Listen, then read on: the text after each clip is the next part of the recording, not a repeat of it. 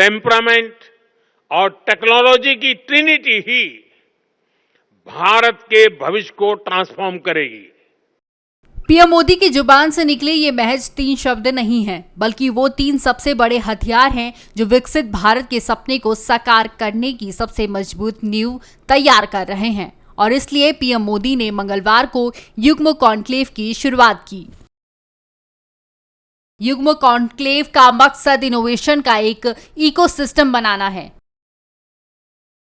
जिससे निजी क्षेत्र के निवेश को रिसर्च के क्षेत्र में बढ़ावा दिया जा सके। कॉन्क्लेव के जरिए सरकार, शिक्षा क्षेत्र, इंडस्ट्री और इनोवेशन क्षेत्र के प्रमुख लोगों को एक साथ लाना है। इसके लिए कॉन्क्लेव में हाई लेवल मीटिंग्स और पैनल डिस्कशन होंगे। इसमें सरकारी अधिकारी, प्रमुख उद्योगपति और शिक्षा क्षेत्र के विशेषज्ञ शामिल होंगे। साथ ही कॉन्क्लेव में इनोवेशन क्षेत्र को मजबूत बनाने के लिए करीब 1400 करोड़ रुपए का निवेश होगा। इसमें सरकार और गैर सरकारी संस्थाओं ने निवेश किया है। ऐसी कॉन्क्लेव के जरिए मोदी सरकार देश में निवेश के असीमित दरवाजे खोलना चाहती है, जिसमें अहम भागीदारी शिक्षा क्षेत्र की तय की जा रही है।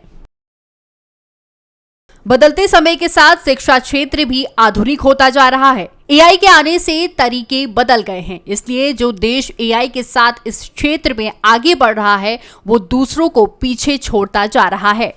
भारत भी इसमें अपने आप को पीछे नहीं रखना चाहता, इसलिए भारत ने अपने कुछ उच्च संस्थानों में सुपर हब बनाने की तैयारी इस कॉन्क्लेव से किया है। आईआईटी कानपुर में एआई और इंटेलिजेंट सिस्टम का सुपर हब बनेगा। आईआईटी बॉम्बे में बायो साइंसेज, बायोटेक्नोलॉजी, हेल्थ और मेडिकल के क्षेत्र में सुपर हब बनेगा। कई प्रमुख रिसर्च इंस्टीट्यूट्स में वाधवानी इनोवेशन नेटवर्क सेंटर बनेंगे, ताकि रिसर्च वर्क को बिजनेस लेवल तक लाया जा सके।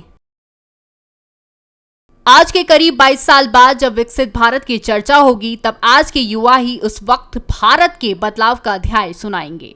ये बात पीएम मोदी को भी पता है, इसलिए अगर आज के युवा मजबूत होंगे तो भविष्य भी सुनहरा होगा। इसलिए पीएम मोदी की कोशिश है कि युवाओं को स्किल्ड किया जाए, ताकि पुराने तरीकों को छोड़कर आधुनिकता की ओर जैसे ये बढ़े, वैसे देश भी बढ़ेगा। इसी के लिए मोदी सरकार ने शिक्षा जैसी नीतियां लेकर आई है। भारत दुनिया का सबसे बड़ा आबादी वाला देश है, इसलिए यहाँ किसी पुरानी चीज जो दशकों से चली आ रही है, उसे बदलना भी अपने आप में एक चुनौती होती है। लेकिन मोदी सरकार ने ये काम शिक्षा के क्षेत्र में बहुत कम समय में कर दिखाया है। मोदी सरकार को कई बड़े फैसले लेने पड़े। 2014 में शुरू हुई प्रगति छात्रवृत्ति योजना, जो तकनीकी शिक्षा प्राप्त करने वाली महिलाओं को वित्तीय सहायता देती है। 2015 में शुरू हुई स्किल इंडिया योजना, जिसका उद्देश्य भारतीय युवाओं की प्रतिभाओं में विस्तार, विकास और ज्यादा से ज्यादा रोजगार पैदा करना है। 2015 में ही शुरू हुई PMKVY यानी प्रधानमंत्री कौशल विकास योजना। इसे युवाओं के लिए नौकरी की तैयारी और उनको ट्रेनिंग देने के लिए शुरू किया गया था। 2015 में ही शुरू हुआ NSP यानी नेशनल स्कॉलरशिप पोर्टल। ये केंद्र और राज्य सरकारों की तरफ से दी जाने वाली कई स्कॉलरशिप के लिए सिंगल विंडो है।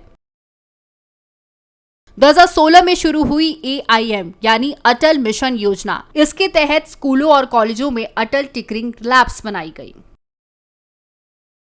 2017 में NTA की स्थापना हुई, जो अलग अलग राष्ट्रीय स्तर की प्रवेश परीक्षा आयोजित कराती है। 2020 में NNEP यानी नई राष्ट्रीय शिक्षा नीति लागू हुई। ये छात्रों के समग्र विकास, आधुनिकता, कौशल, ज्ञान और विकसित भारत पर जोर देती है। मोदी सरकार के कार्यकाल में शिक्षा के लिए सबसे बड़ा फैसला नई राष्ट्रीय शिक्षा नीति को माना जाता है, क्योंकि ये नीति टेक्नोलॉजी, वोकेशनल ट्रेनिंग और शुरुआती शिक्षा पर भी जोर देती है। साल 1968 और साल 1986 के बाद तीसरी बार मोदी सरकार ने राष्ट्रीय शिक्षा नीति में बदलाव किया था, जिसका परिणाम अभी दिख रहा है। भारत के उच्च संस्थान अब बाहर भी जा रहे हैं और बाहर के लोग भारत आ रहे हैं। जाहिर है कि जब भारत के उच्च संस्थान देश के बाहर जाएंगे और दुनिया के उच्च संस्थान भारत आएंगे तो इससे एकेडमिक एक्सचेंज बढ़ेगा, रिसर्च की फील्ड में कोलैबोरेशन बढ़ेगा, भारत के छात्रों को क्रॉस कल्चर लर्निंग का एक्सपोजर भी मिलेगा और ये सब संभव तब हो पाएगा जब मोदी सरकार ने नई नीतियां लेकर आई।